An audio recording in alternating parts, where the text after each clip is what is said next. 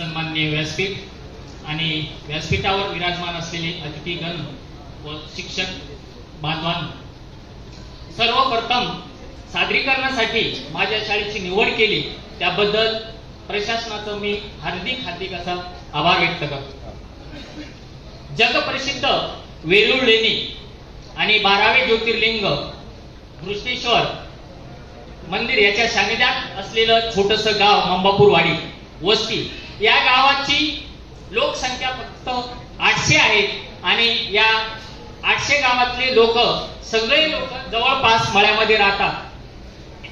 एके दिवशी आमची आजी शाळेत आल्या आणि आजी म्हणायला लागल्या, आजी आज तुम्हाला उशीर का झाला?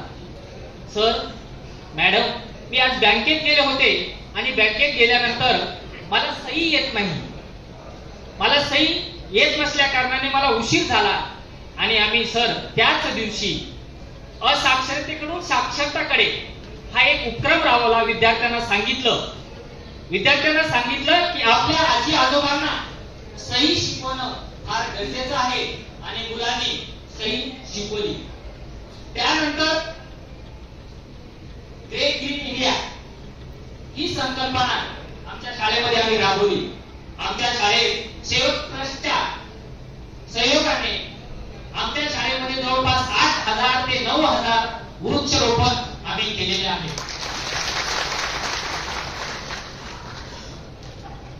त्यानंतर सामाजिक सण व उत्सव।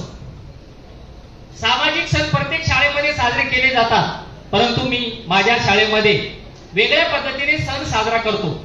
यामध्ये दहीहंडीचा कार्यक्रम असेल तर त्या दहीहंडीच्या कार्यक्रमामध्ये आम्ही त्या दहीहंडीमध्ये प्रसाद महाप्रसाद म्हणून शैक्षणिक साहित्य, खोडरबर, पेन आणि इतर असे साहित्य टाकून आम्ही जे कोणी शिक्षणामध्ये पारंगत आहे, उदाहरणार्थ महात्मा ज्योतिबा फुले यांच्या वेशभूषेमध्ये विद्यार्थ्यांचं धारण करून आम्ही ती दहीहंडीचं हे करत असतो।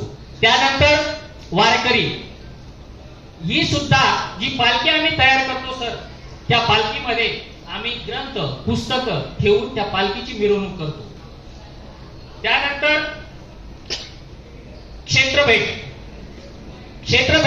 याचा प्रत्यक्ष अनुभव विद्यार्थ्यांना यावा म्हणून आम्ही दर प्रथम सत्र आणि द्वितीय सत्रामध्ये क्षेत्रभेट विविध ठिकाणी तयार केलेला असतो।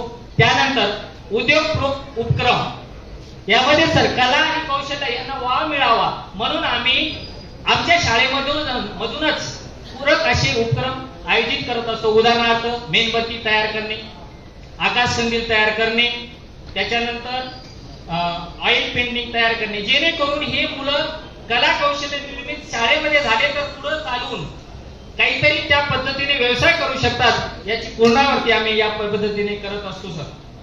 त्यानंतर महाराष्ट्र शैक्षणिक नियोजन व प्रशासन संस्था छत्रपती संभाजीनगर मिपा यांनी आमच्या शाळेची यशोगाथा प्रकाशित केलेली आहे। त्यानंतर डेली फॉरेस्ट आदरणीय आमचे गट शिक्षणाधिकारी केवळ साहेब यांच्या मार्गदर्शनाने आमच्या शाळेमध्ये डेली फॉरेस्ट ही संकल्पना राबवण्यात आली आणि त्या शाळेचे वैशिष्ट्य सर, आमच्या शाळेच्या लगतच विहीर आहे, पाणी पुरवठ्याचे, त्या विहिरीला झाडे लावताच पाणी संपलं। आम्ही गावातून समाजाचा सहभाग निर्माण केला आणि होणाऱ्या टँकरद्वारे पाणी झाडांना टाकून आज आमचे एक फॉरेस्टचे 8000 ते 9000 अतिशय दाट निर्माण तिथं झालेले आहेत आणि माननीय शिक्षणाधिकारी मॅडम साहेब यांनी सुद्धा ते लेक फॉरेस्ट पाहायला आलेले आहोत। त्यानंतर